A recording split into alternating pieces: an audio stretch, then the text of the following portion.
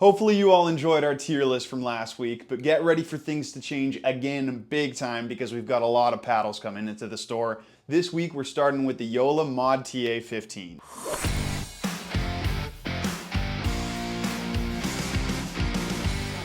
Hey everybody, it's Luca from Rackets Runners. So the Joola Gen 3s got delisted. That made a lot of people very sad, including me, but it didn't take long for them to give us something very similar. In comes the Joola Mod TA-15. Now this video is going to be a little bit different to our usual ones. I'm obviously going to highlight this paddle, but I'm also going to talk a little bit about the qualities of foam in general, not just on the Mod TA. But before we get into any of that, let me remind you that any of the paddles we talk about on this channel you can check out on our website, racketsrunners.ca. Also, please remember to like the video, subscribe to the channel, follow me in the store on Instagram, and let me know in the comment section what you want me to cover next. So the Mod TA-15 obviously looks a lot like the Gen 3 Perseus. It's 16.5 inches long with a 5.5 inch handle. It has a carbon friction top sheet with a propulsion core, and it comes in a 14 and a 16 millimeter thickness that weighs 7.8 and 8 ounces respectively. But don't worry, there are a lot of differences between this and the Gen 3 Perseus, so let me list them all now.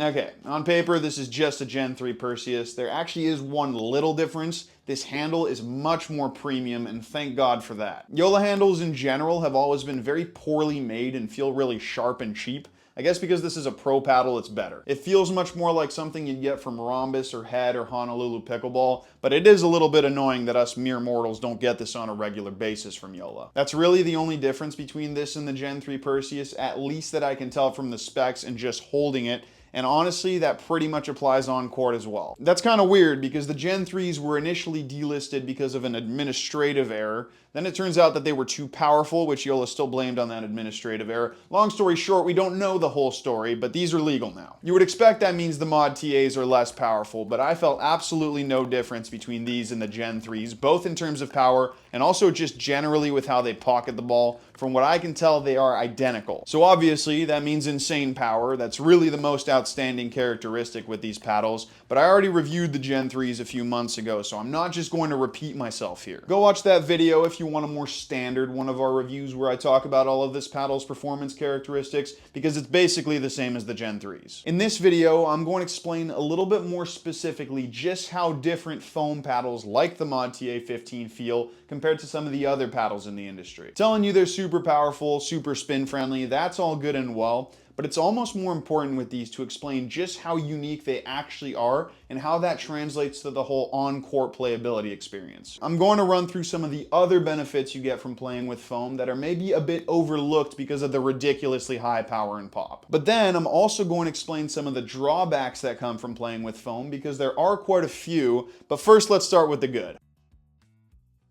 So the power on this paddle comes from the foam, which is soft, but unlike traditionally soft paddles, the foam provides a trampoline effect which amplifies power as you hit harder. So going the soft, springy direction is quite different to the way power paddles have been going the past couple of years. Since thermoforming became a thing, a lot of the most powerful paddles in the industry were very stiff because that meant the ball lost very little energy during dwell time. The issue with a lot of those paddles is that yes, they were very powerful, but they weren't very forgiving in the soft game because that stiffness meant they didn't have a very long dwell time. Dwell time is crucial to providing a sensation of control because a longer dwell time gives you a split second to feel the ball in the paddle face and guide it using that longer dwell time. Because foam paddles are soft, they have long dwell time, so they are point blank better for control than those very rigid thermoform paddles that are also very powerful. Honestly, the more I play with foam paddles, the more I'm starting to think they actually are some of the best in the soft game. Foam provides even longer dwell time than the thick core of something like the Luxe Control Airs, which are generally considered industry-leading control paddles. That's just the magic of foam, and while it may not be as marketable as its insane power potential, good soft control is a major benefit, and probably one of the reasons why pros like these paddles so much. Some pros, not all of them. With that said, it's not as perfect as it sounds.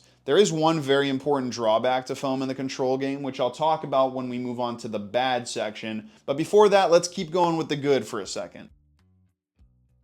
Sweet spot size. I think a lot of people realize it at this point, but the Mod TAs have some of the biggest sweet spots of any paddle right now, and once again, that's thanks to the characteristics of foam. Foam is soft, but in this context, I think the term flexible is more appropriate. If you think about a raw carbon sheet on top of a firm core, that sweet spot is going to feel great, but as you get farther away from the sweet spot, that stiffness is going to make the contact feel quite harsh. Instead of a firm core behind this carbon top sheet, you have that flexible foam material. And foam, when you make contact in the sweet spot, it feels great, but it's still flexible outside of it. It still adds a bit of cushioning and pocketing, even when you're not making perfect contact, which makes the whole paddle feel super forgiving. In other words, it has a very big sweet spot. There is still a difference in feel between good and bad contact, which is important, but it's not nearly as punishing to the quality of your ball if you do miss hit. It's actually the closest sensation I've felt on a pickleball paddle to what I get with a tennis racket. Strings are flexible and provide that same trampoline effect that foam does. And if you go softer in string or lower in tension, they open up the sweet spot. So foam opens up the sweet spot, which obviously makes the paddle more forgiving, but it also actually allows you to use more of the paddle face to vary your playability. Roger Federer used a very soft string during his career, and you can tell there were times he would actually purposefully hit the bottom of the racket face because the ball would come off with even more spin than if he hit it perfectly in the sweet spot. It's almost like a purposeful mishit, you could say. I know this is a little hard to grasp, and I do want to say you should still be trying to make contact in the middle of the sweet spot most of the time,